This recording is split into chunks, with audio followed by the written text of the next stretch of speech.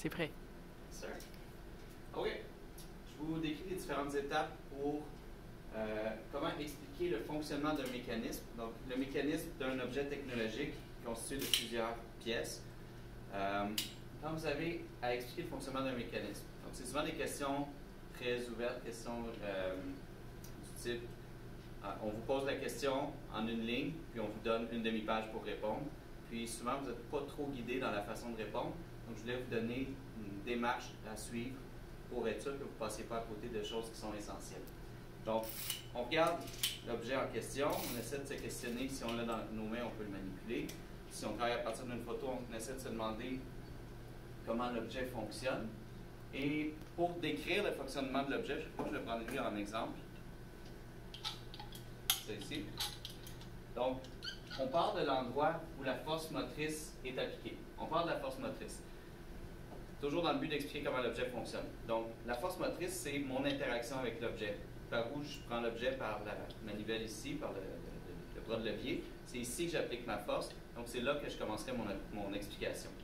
Donc, je dirais par exemple, ben, je pèse sur le levier et ensuite, une fois que je parle de... Quand j'applique une force sur un mécanisme, s'ensuit toujours un mouvement. Parce que sinon, le mécanisme ne bouge pas, ça sert à rien. Donc, quand j'applique ma force motrice sur le mécanisme, on décrit ensuite le mouvement, MVMT, mouvement généré par la force motrice, FM. Donc, autrement dit, quand je pèse ici, qu'est-ce qui se passe? Le levier décrit un mouvement de rotation. OK? On suit le mouvement pièce par pièce. Donc, quand le levier fait un mouvement de rotation, qu'est-ce qui se passe?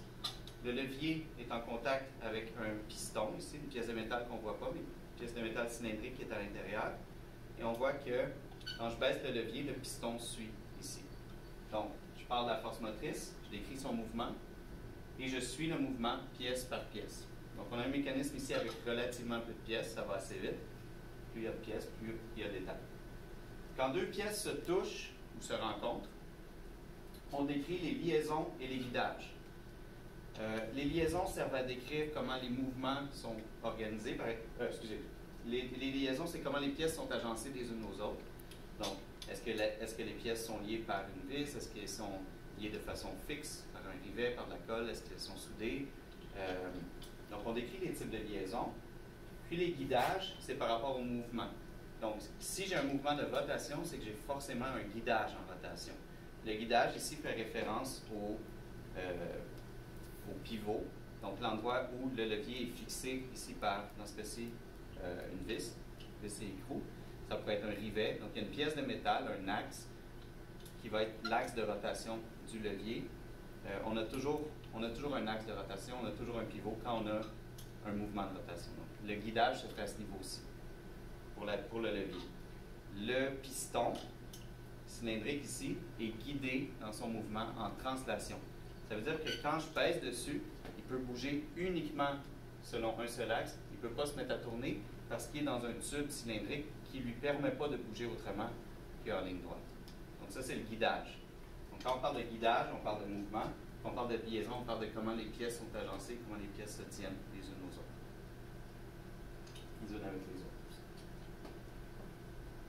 On continue et on se rend jusqu'à l'endroit où la force résistante est appliquée. La force résistante, c'est la finalité du mécanisme. Dans ce cas-ci, le but du mécanisme, ça semble être une machine qui pose des rivets. Je ne suis pas exactement certain de ce à quoi ça ressemble, mais visiblement, c'est une espèce de presse qui vient appliquer une pression ici pour serrer des objets. Ça semble être une machine à riveter, mais je ne suis pas certain. Mais je suis le mouvement jusqu'à la finalité, donc l'endroit où la force est appliquée à la fin. Puis, on fait référence à la notion d'avantage mécanique au besoin.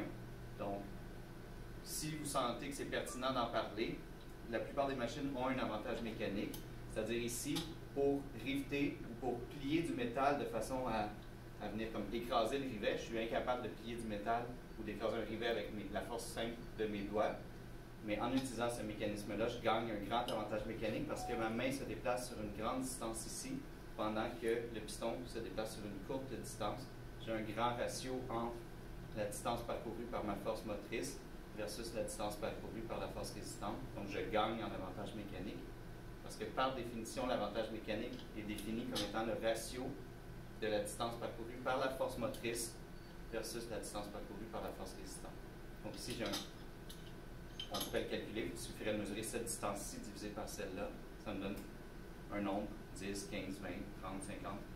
Ce nombre-là me donne mon avantage mécanique. Donc, ça peut être pertinent d'en parler, mais ce n'est pas toujours nécessaire. Donc voilà, quand vous avez à décrire un mécanisme, que la question est assez ouverte, je vous conseille de procéder par ces étapes.